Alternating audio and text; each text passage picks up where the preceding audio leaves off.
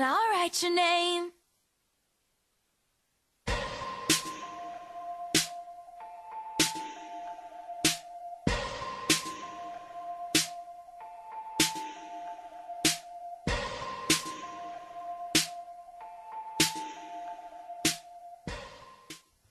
It is quarter before the hour of 9 o'clock, and what a night it has been. What a night, and the night is not over, and I'm sitting here and I'm trying to do the calculations and to understand and to bring some measure of hope to our listeners. I know that there are countless of you that are tuned in at this time and like me, wondering what our family, our friends, our loved ones, what they're going through as they get this pounding by Hurricane Maria. Now, the really catastrophic winds would have started to come ashore a few minutes ago, probably 15 or so minutes ago.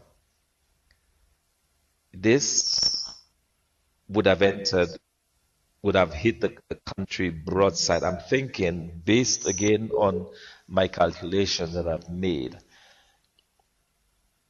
and based on the 8 o'clock position that we have, it's now 45 minutes later. So it's right about this time that the full eye of the storm is not even over the island as yet. The full eye of the storm is not yet over the island. And it is within this eye and the eye wall that you have those damaging winds that we're talking about, possibly as much, gusting to as much as 185, 190 miles per hour. And this has the potential, as we saw less than 10 days ago, the potential to rip the roofs of buildings, uproot the trees, toss 40-foot containers, toss motor vehicles. So we're going to have a lot of this. And I just realized, I talk about motor vehicles, that I do have a motor vehicle out there in the rain and in the wind. Yeah, it's one of those things, and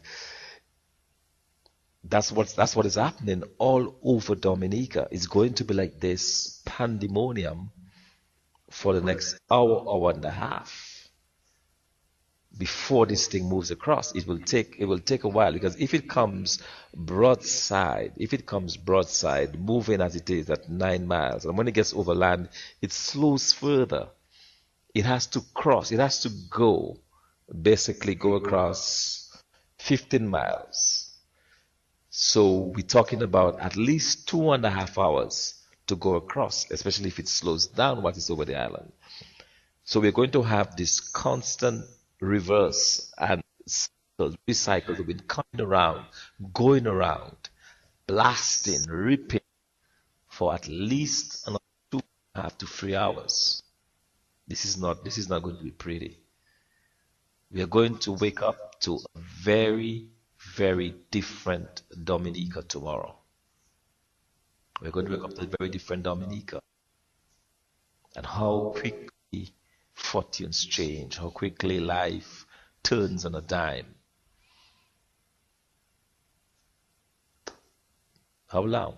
Can't even remember. I don't even remember now how long ago it was we were talking about the hurricane in St. Thomas and BVI and here, there, and everywhere.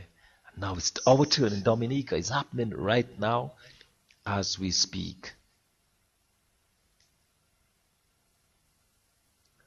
And for once, words fail me. And it's worse because now I'm unable to contact anyone on the island.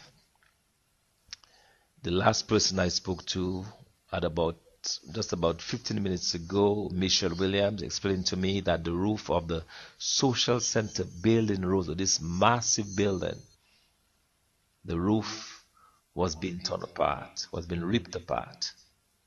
Lesser structures obviously pulverized. This is the nature of these storms. That is what the catastrophic storms do to our islands. And so we hope and pray for the safety of our loved ones in Dominica.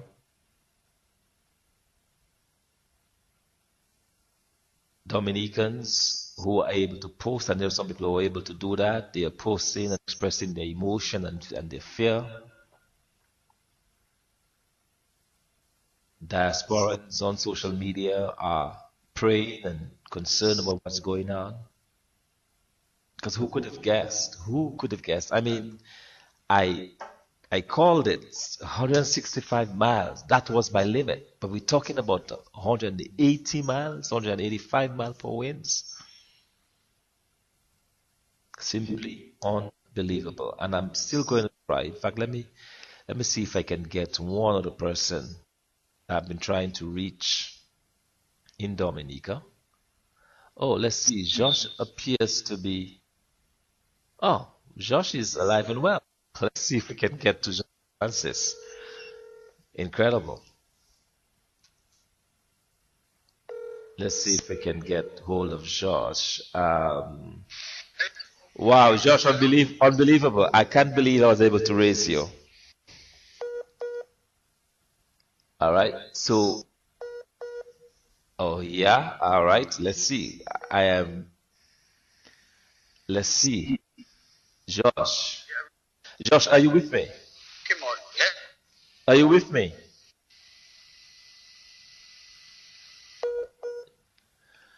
All right. I'm gonna to be. Yes, Josh, are you with me?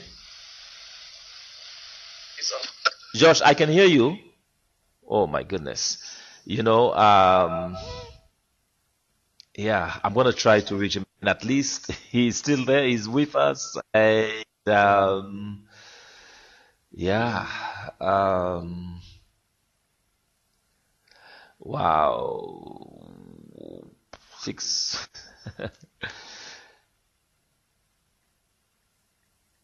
I'm gonna try to reach Josh again. Um, we need to get a sense as to what is happening on island. We need to get a sense. I'm gonna try to reach it. Yes, Josh, can you hear me? Hello? Yes, I'm able to hear you.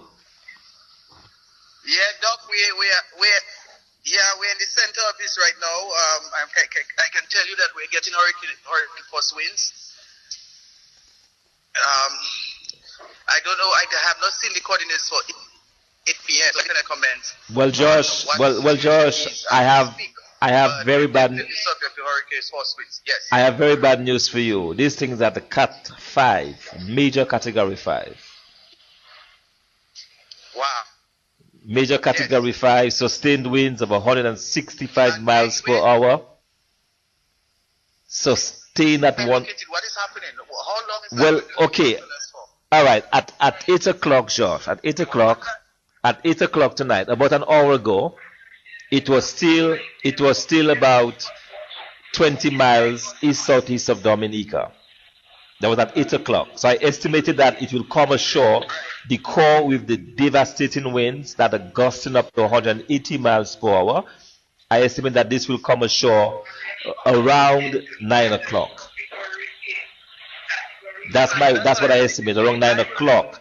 Now I believe it's going to come ashore further up the island to the north of Roseau, but it is going to pulverize whichever poor village it's going to get. It's going to pulverize that village because you have these catastrophic winds that are gusting up to 180, 185 miles on the Okay, so extreme northeast quadrant of the storm. right. Yeah. So So what? some of the villages is going to be pulverized. From your analysis and from what you have seen, because we don't have that privilege and the internet keeps going in and out. Mhm. Which communities do you think are really under the gun? Well, Judge, that is what I've not had a chance because I don't want to alarm anybody and I don't want to give false information. I need to actually go in and plot the exact coordinates. I need to know which villages are where. Okay, I have an estimate of where it is going to come ashore. I have that estimate. So far, we've been very good on this. I'm very confident about that estimate. Very, very confident that Right. it will be around 15.4 at around 9 o'clock, just around now. It will be around 15.4 degrees. Now, bear in mind, Roseau is at 15.3 degrees, right? So I'm thinking north of that would be would be that's point one point that's about 7 miles. So you're talking about the Layu area from that area, but on the eastern side, not on the west coast, on the east coast. So that would take us somewhere into into Maho, not past Maho area there. Actually, not even on this side, on the other side. Yes. Yes. So yeah, but So then from the 5 p.m. advisory to the 8 p.m. advisory, was there any shift in the direction of the hurricane in terms of the no, the coordinates that we have is bang on the same northwest, the same coordinates, bang on. The headlines from the actual Hurricane Center says that the eye and the intense inner core is nearing Dominica. Do you remember that inner core we talked about, where you have this really boisterous winds and so on, and lightning and all the rest of it, and thunderstorms and so on. That is what I worry about. That is what is going to rip the roofs off. A while ago, I was talking to Michel, and he told me that he just learned that the roof of the social center was being ripped apart. It was being torn apart. It was somebody who's living close by was actually observing it being torn away.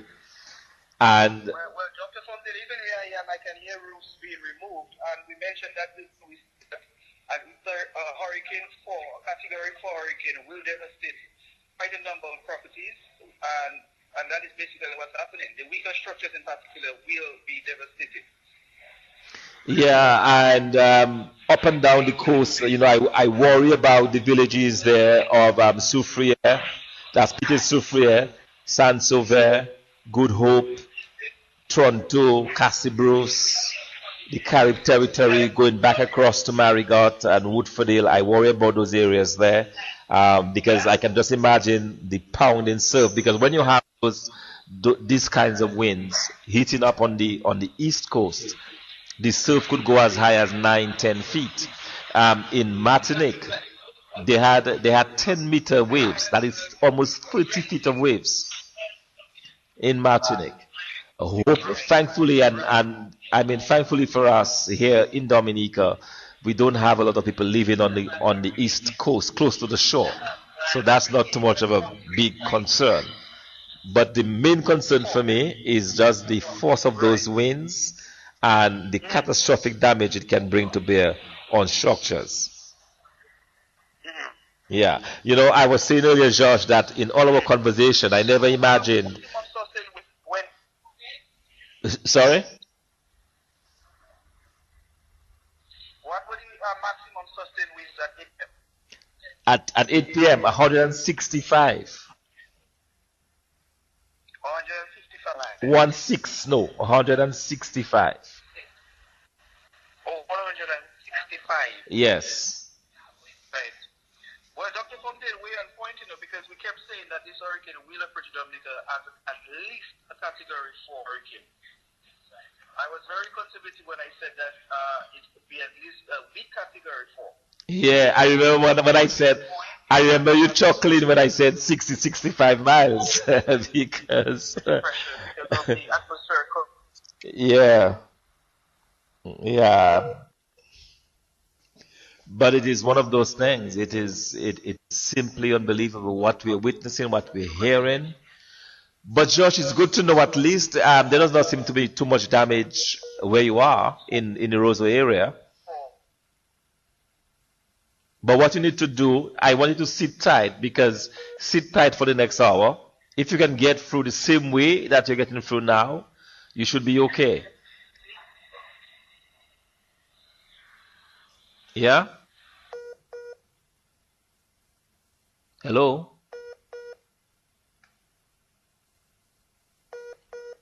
Yes, of course, I'm still surprised and happy nonetheless that we can stay in contact there with Joshua Francis, giving him an update. Of course, he's not been able to follow through on the internet as we have been able to and read up all of these things. And I'm pretty sure of the coordinates that I've been able to plot as far as where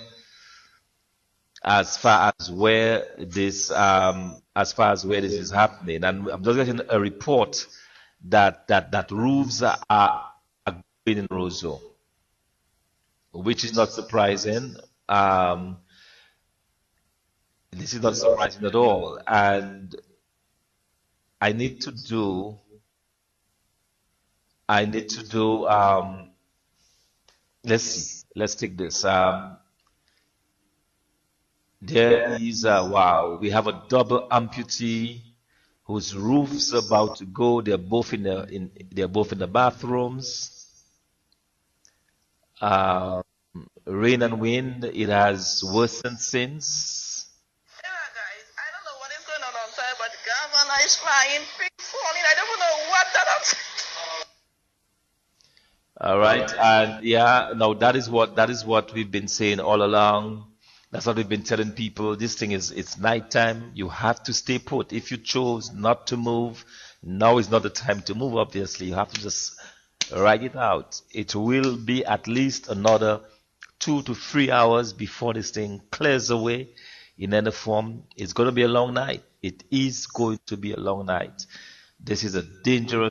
We warned about it. We've been talking, you know, to exhaustion really about how dangerous this storm could become and how dangerous this storm could be. And now all we can do is hope and pray that our people are safe, that our people are protected as the storm rages, literally rages. So for those of us listening, I'm going to do something.